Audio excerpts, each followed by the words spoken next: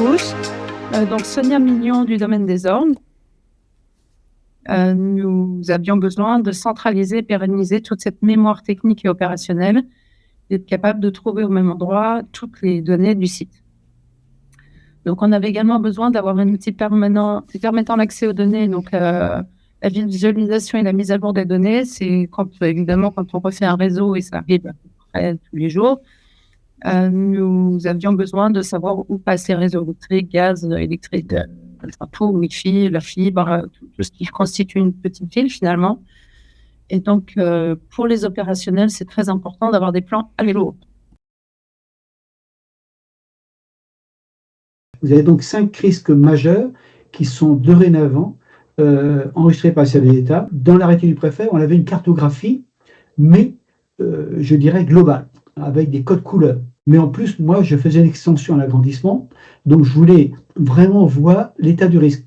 Et c'est là que je me suis rapproché donc, des services de Carpentan. Donc là, eux, leur mission, c'est de proposer du service.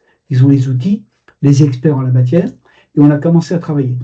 Et l'objectif, c'était quoi? C'était d'avoir la cartographie de mon camping vis-à-vis des risques, mais pas que. On voulait également intégrer dessus, vous voyez, ce qu'on voit rarement sur les cartes de l'État, l'ensemble de la topo, et puis également la partie emplacement et des bâtiments. Savoir où ils se situaient vis-à-vis du risque. Lorsqu'ils ont mouliné toutes les données à partir des données de l'État et de mon terrain, on s'est aperçu de quoi? C'est qu'on avait un différentiel dans le hauteur du niveau centenal, c'est-à-dire que le repère Zintia 2010 sur la commune et vis-à-vis de ce que indiquaient les services de l'État. Nous, on était à 3 mètres et les services de l'État prenaient 3,70 m.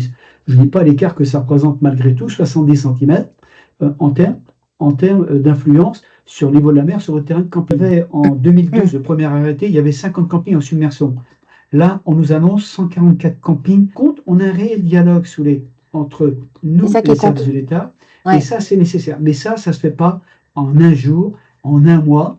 C'est une confiance réciproque.